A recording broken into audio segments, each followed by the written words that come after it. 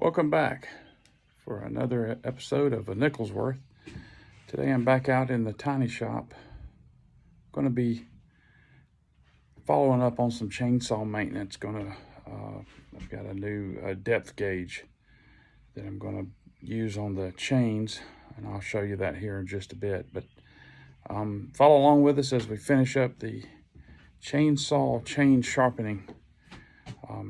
Need to go down to Mr. Durwood's and clean up a little bit, help him out. So we always appreciate the fact that you guys join us for these episodes, and we'll see you soon. All right, let's give this another shot.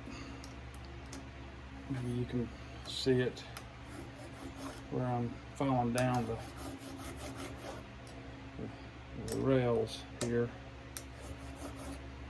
I'm not sure if I'm supposed to be inside with the tooth.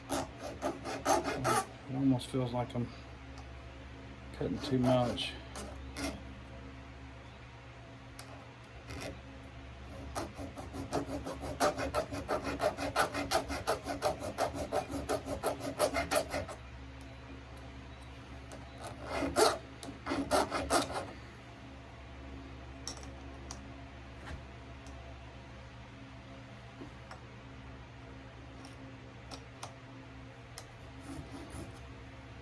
And I'm just on it like that, just have the rail exposed.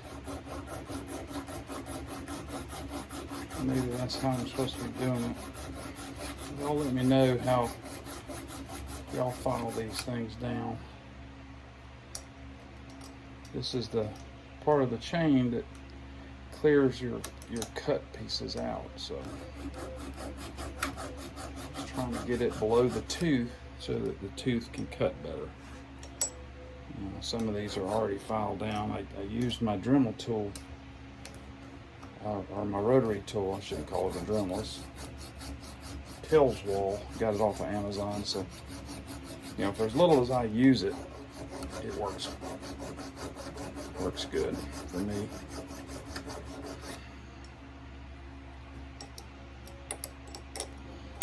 So the goal here is to get these these rakes through the kerf when you cut. So if these things are above your tooth, then your tooth's not going to grab. So I don't know if you can see that very well, but this rail is below the tooth, so when the tooth comes through, it'll cut, and then this next one will clear the wood out. So I'm gonna see what I can do with this, and y'all let me know what you think.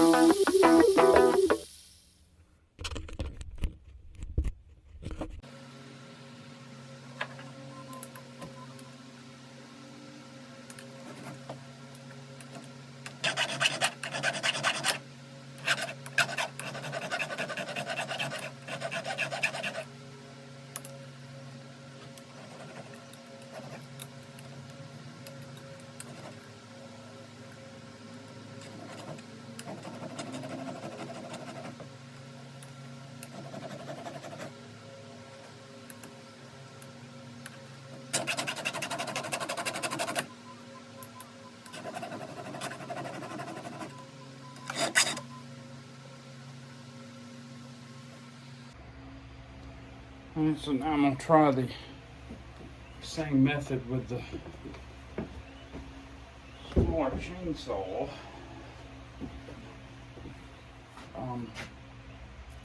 Again, just trying to figure this new tool out. Trying to figure out how to get the most out of my chains before having to buy a new one.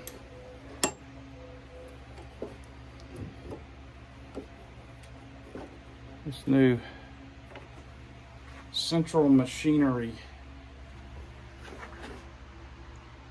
bench vise I just picked up from Harbor Freight yesterday. Seems to be doing the trick for what I need. It's not a very heavy one. It's only 2.5 inch vice grip, but I didn't need a whole lot for the projects that I do. I'm not doing any heavy work or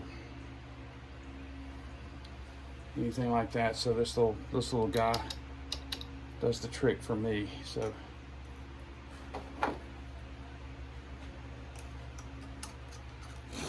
let's see how this little, I think this little tool is better designed for this 1/4 inch chain than it is for the big 3/8 chain that I have on the farm boss. So I'll pick up another guide down there at the Ace. Love going in there anyway. There's never a reason not to go to Ace Hardware, right? You guys are with me on that?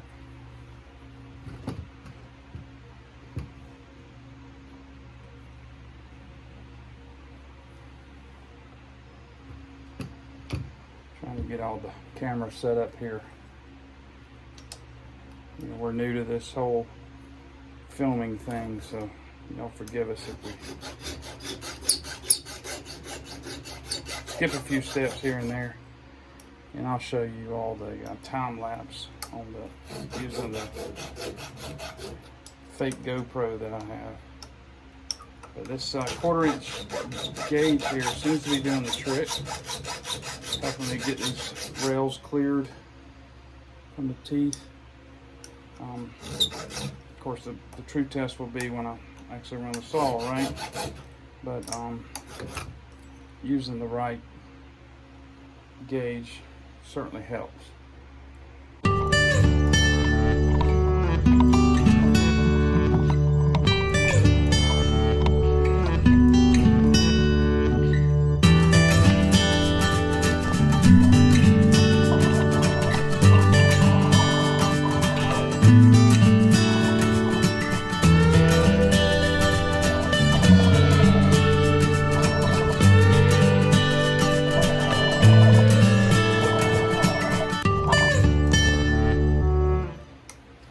Yeah, one of the things I've just noticed, if you're one of those people that doesn't like the sound of screeching metal or, you know, fingernails on a chalkboard, you may want to bypass some of this.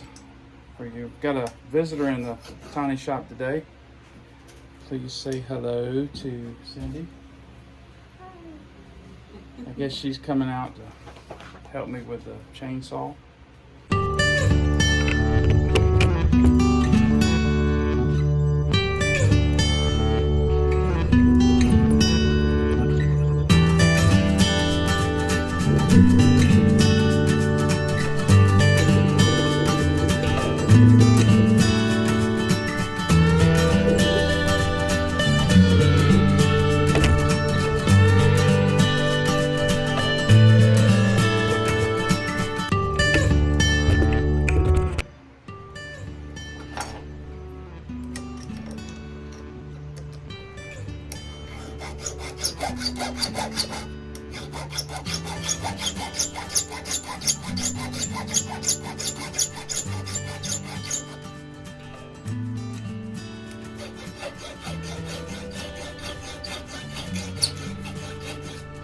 These aren't too awfully bad,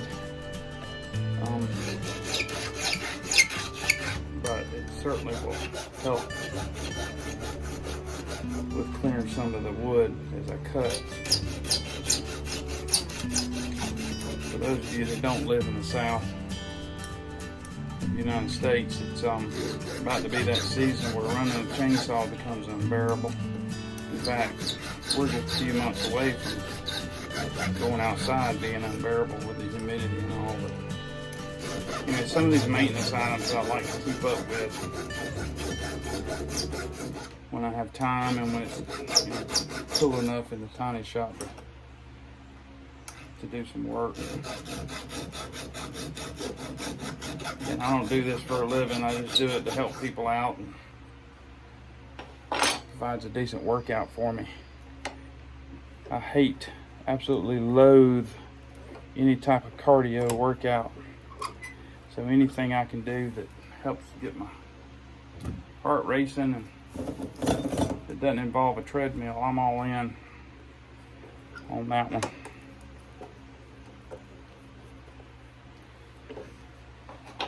Yeah, this central machinery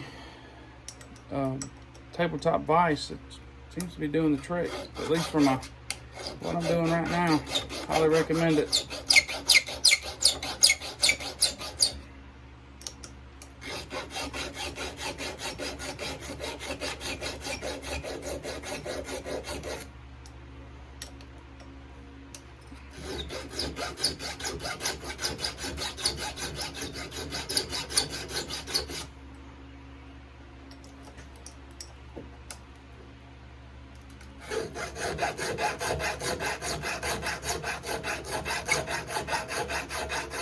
I'm sure there's an easier way to do this, but this is the way we have chosen to do it today.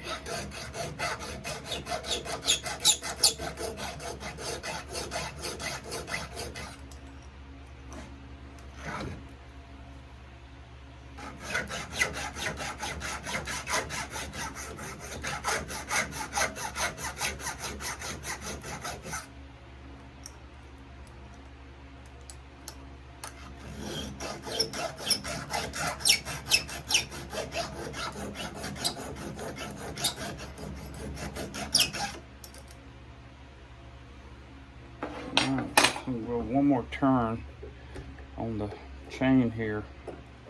Let's see, let me just make sure we got, I think I've already done. You should be able to tell which rakes you've gotten just by the new, I don't know if the camera's picking that up, but you can see where the file has gone across the teeth there, the rakes. And I see some raw metal. So anyway, I hope that's helpful. Y'all leave a comment down below. Let me know how you do yours, how you sharpen your saws. So I'm gonna run the Chinese Dremel across it here. I guess I should just call it a rotary tool. But, we'll get some of these teeth sharpened up here. Again, remember, it's important to keep your teeth in line with the mark that's set on from the factory.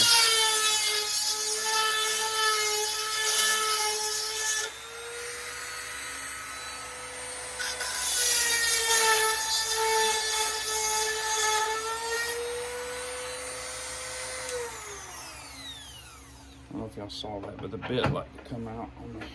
So I'm just going to do that little hand tight. Remove my chain around again. Continue on this sharpening journey here.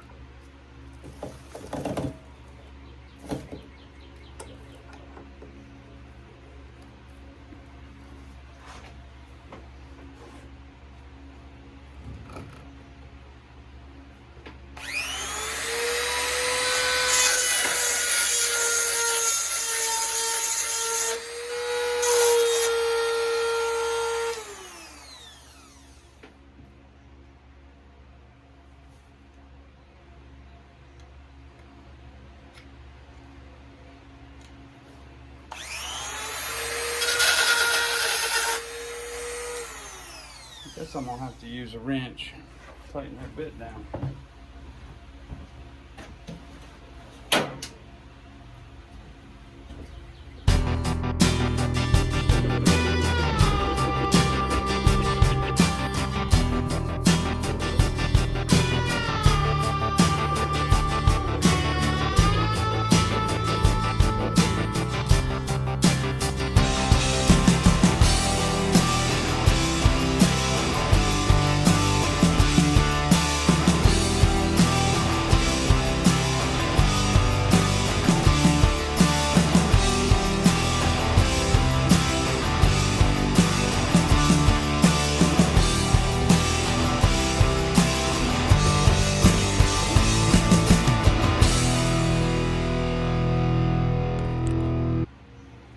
Okay, got the bit tightened down, hopefully enough to finish the sharpening.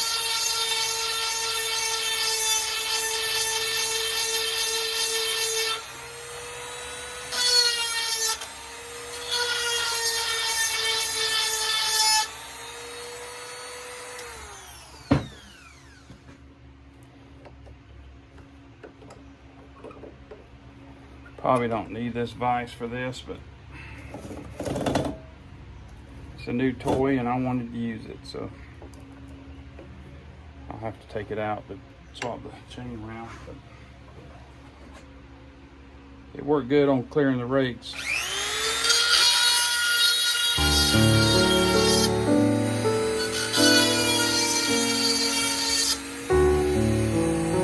Alright, so that's all the teeth on that side, so I'm gonna turn everything around here and try